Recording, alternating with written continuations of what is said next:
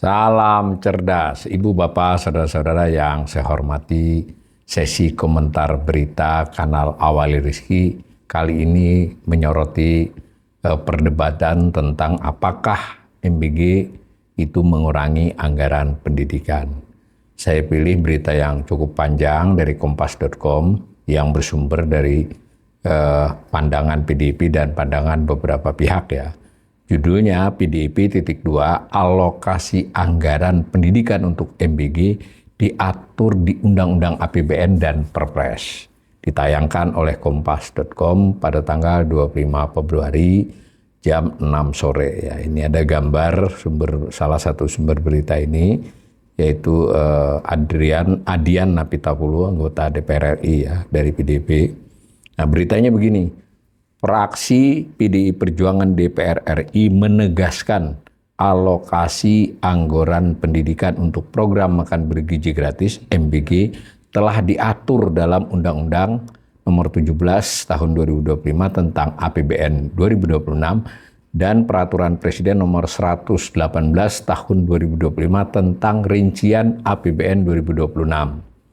Nah, anggota Komisi 10 DPR RI fraksi PDIP Adian Napitapulu mengatakan ketentuan mengenai pendanaan MBG tercantum dalam penjelasan pasal 22 Undang-Undang yang tadi ya, yang menyebut program makan bergizi masuk dalam pendanaan operasional penyelenggaraan pendidikan. Jadi jelas ini ya, PDIP menggarisbawahi penjelasan pasal 22 Undang-Undang APBN itu bahwa program makan bergizi itu masuk dalam penyelenggaraan pendidikan.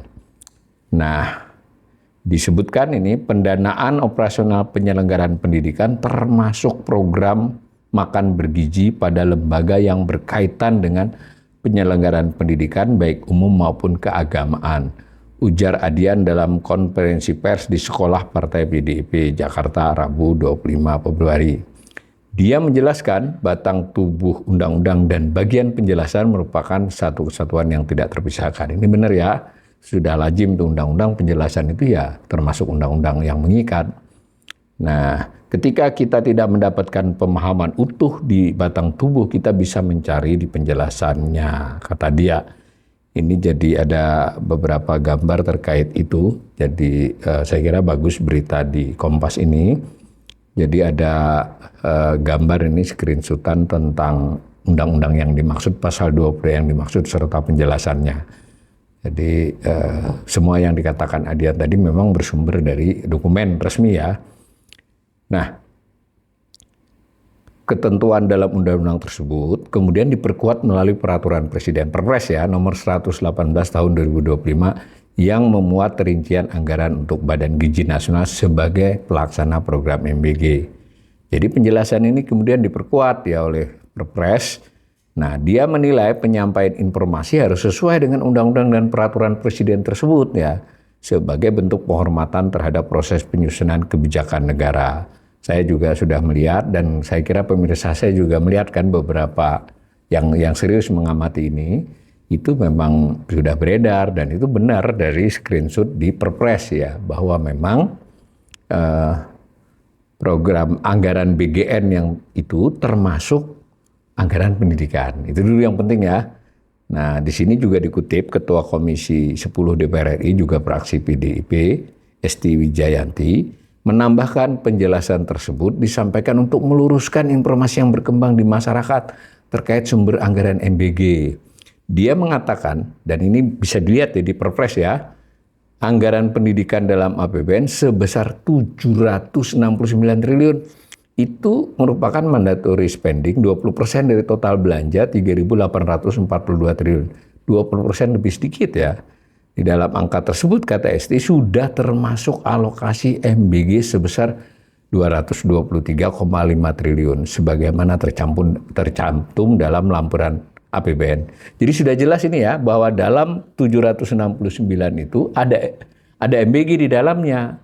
Jadi kalau itu dikeluarin, ya anggarannya nggak sampai 20%. Nah, otomatis penafsiran yang umum, yang lazim ya, berarti MBG itu memakai anggaran pendidikan atau dia disebut anggaran pendidikan. Nah, gitu. Nah, posisinya dalam besaran ini tetap 20%. Jadi 769 termasuk MBG tadi. Nah, malah lebih sedikit dari 20% ya. Jadi kalau postur anggaran, jadi menurut keterangan Mbak Bu Esti ini, PDIP ini, kalau dianggap 20% lalu itu sudah tidak termasuk MBG, lalu ditambah dengan MBG kan jadi 30%, tidak. Yang benar di dalam 20% itu ada MBG-nya gitu ya. Silakan dibaca lebih jelas. Artinya itu tidak menambah postur.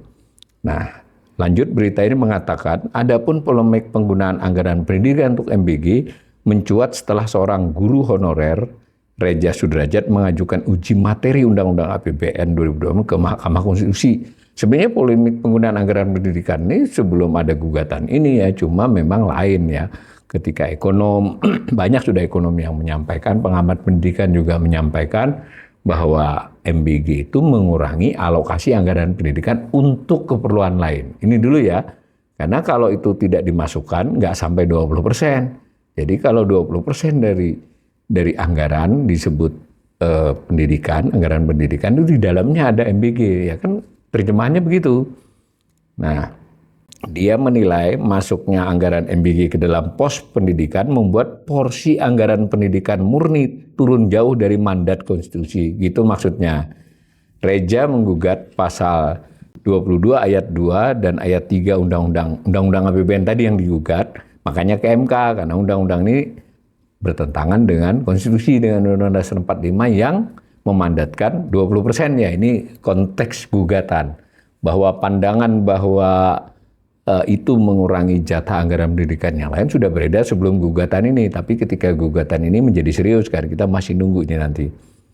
Nah, dan seterusnya dijelaskan ini, jika anggaran MBG dikeluarkan menurut penggugat itu dari komponen pendidikan, maka anggaran pendidikan murni hanya 11,9%, 12% lah ya.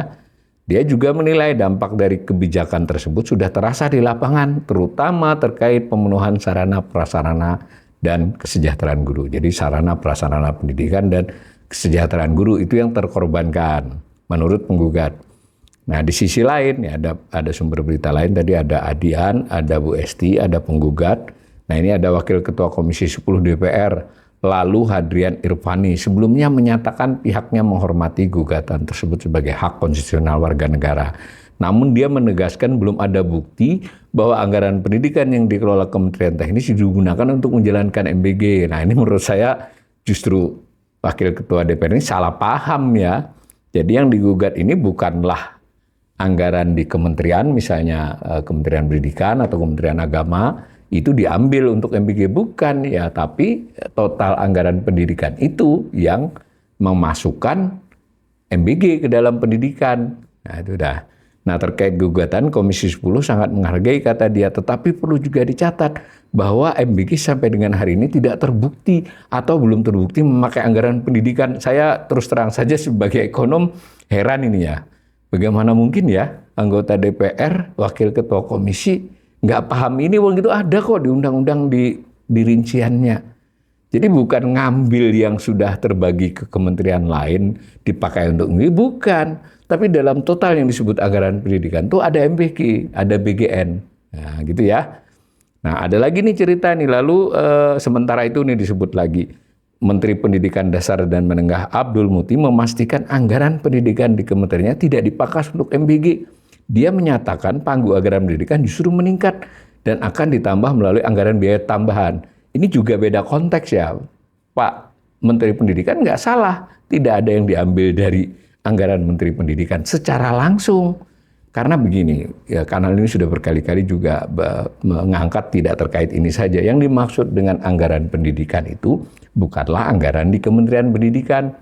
Anggaran pendidikan itu terdiri dari anggaran yang disalurkan kepada kementerian lembaga yang dianggap sebagai bagian dari anggaran pendidikan. Yang terbesar tentu Kementerian Pendidikan. Seluruh anggaran di Kementerian Pendidikan itu adalah masuk anggaran pendidikan.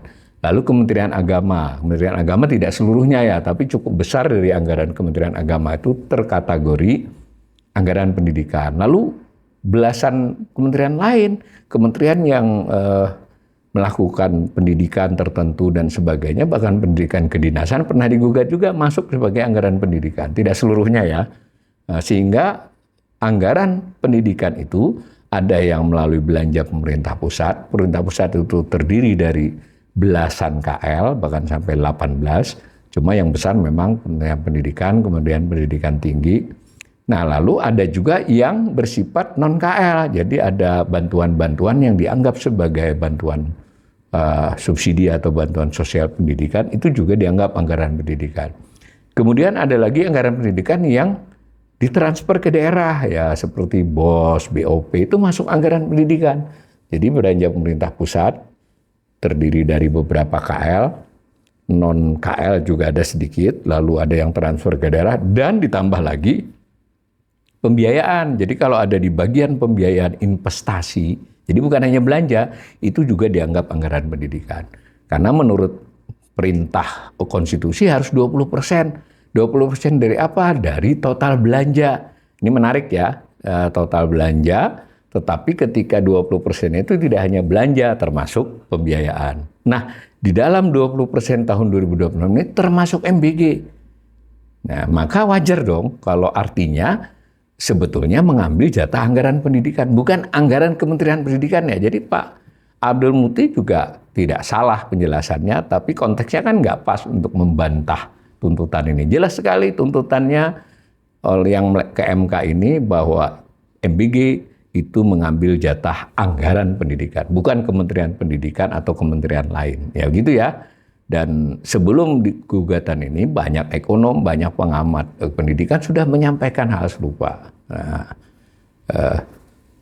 ini kembali mengutip Pak Muti, tidak ada pengurangan dana dari pemerintah untuk peningkatan kualitas pendidikan. Kalau ini terlalu lebar saya kira Pak Muti. Jadi Pak Muti, ini yang saya sedikit terus terang sedikit heran, tadi Wakil Ketua Komisi di DPR, kemudian Pak Muti, kan mereka berdua tahu yang dimaksud anggaran pendidikan itu bukanlah anggaran kementerian, lembaga saja.